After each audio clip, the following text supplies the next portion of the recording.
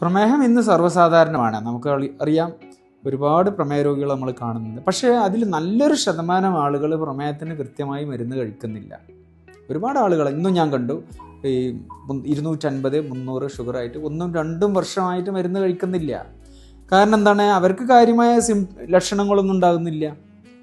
അപ്പോൾ ഇത് നമ്മൾ കഴിക്കണോ, കഴിച്ചിട്ടില്ലെങ്കിൽ എന്താണ് പ്രശ്നം എന്ന് നമുക്ക് നോക്കാം.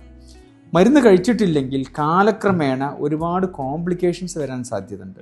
ഉദാഹരണത്തിന് പ്രമേഹ രോഗികളിൽ ഹൃദ്രോഗം 4 ഇരട്ടി കൂടുതലാണ്. സൈലൻ്റ് അറ്റാക്ക് നിങ്ങളെല്ലാം കേട്ടിട്ടുണ്ടാവും, അത് വളരെ കൂടുതലാണ്. സ്ട്രോക്ക് വരാനുള്ള സാധ്യത 3 ഇരട്ടി കൂടുതലാണ്. കിഡ്നി രോഗം പ്രമേഹ രോഗികളിൽ 30 ഇരട്ടി കൂടുതലാണ്.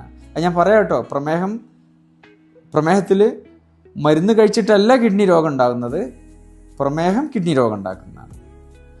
അതുപോലെ തന്നെ കണ്ണിനെ ബാധിക്കൽ, റെറ്റിനോപ്പതി, ഞരമ്പിനെ ബാധിച്ച് കൈകാലുകളിലെ തരിപ്പ്, മരവിപ്പ്, 2 കാലിനും കൈകാലുകളിലെ തരിപ്പ്, മരവിപ്പ് ഉണ്ടാകൽ. അതുപോലെ ദാമ്പത്യ ജീവിതത്തിലുള്ള പ്രശ്നം, സെക്സിലുള്ള പ്രശ്നം, ഉദ്ധാരണശേഷിക്കുറവ്, ഇത്തരം ഒരുപാട് കാര്യങ്ങൾ പ്രമേഹ രോഗികളിൽ ഉണ്ടാകാൻ സാധ്യതയുണ്ട്.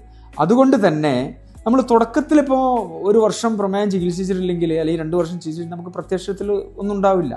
ചിലപ്പോൾ കുറച്ച് മെലിച്ചിലോ അല്ലെങ്കിൽ ഒരു ദാഹമോ ക്ഷീണോ ഉണ്ടാവുള്ളൂ. പക്ഷെ അതിലുപരി ചികിത്സ എടുത്തിട്ടില്ലെങ്കിൽ ഇത്തരം കാര്യങ്ങൾ ക്രമേണ വരും. അപ്പോൾ വന്നതിന് ശേഷം നമ്മൾ പ്രമേഹം കൺട്രോൾ ചെയ്തതുകൊണ്ട് ഈ ഹാർട്ടിൻ്റെ അസുഖം തിരിച്ചു പോകുക, അല്ലെങ്കിൽ സ്ട്രോക്ക് ഉള്ളത് കുറയെ, അല്ലെങ്കിൽ ഈ കാലിൻ്റെ തരിപ്പ് പോവുകയൊന്നും ചെയ്യില്ല. അതുകൊണ്ട് ഈ രോഗം വരാതിരിക്കാൻ, ഇത്തരം കോംപ്ലിക്കേഷൻസ് വരാതിരിക്കാൻ വേണ്ടിയിട്ടാണ് കൃത്യമായ ചികിത്സ നടത്തേണ്ടത്. അപ്പോൾ നോർമൽ ഷുഗർ, ഫാസ്റ്റിംഗ് ഷുഗർ 110ൻ്റെ താഴെ നിൽക്കണം.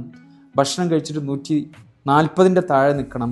3 മാസത്തെ ആവറേജ് എന്ന് പറഞ്ഞാൽ HbA1c നിങ്ങൾക്കെല്ലാം അറിയാം. HbA1c ടെസ്റ്റ് 7ൻ്റെ താഴെ നിൽക്കണം. എങ്കിലേ ഡയബറ്റീസ് കൺട്രോളായി എന്ന് പറയാൻ പറ്റും. പക്ഷെ പല ആളുകളും നമ്മൾ കാണുന്നുണ്ട് 250, 300 ആയിട്ടും ഞാൻ ഭക്ഷണം നിയന്ത്രിക്കുന്നുണ്ട്, ഇപ്പോൾ കുഴപ്പമൊന്നുമില്ല, ഇനി മരുന്ന് കഴിച്ചാൽ പ്രശ്നമാവും, കിഡ്നി പോവും എന്നെല്ലാം കരുതുന്ന മരുന്ന് കഴിക്കാതിരിക്കും. അതുകൊണ്ട് അത് ഒരിക്കലും നമ്മൾ ചെയ്യാൻ പാടില്ല. കൃത്യമായ ചികിത്സ എടുത്ത് ഇത്തരം പ്രോബ്ലംസ് വരുന്നത് മുൻകൂട്ടി തടയണം.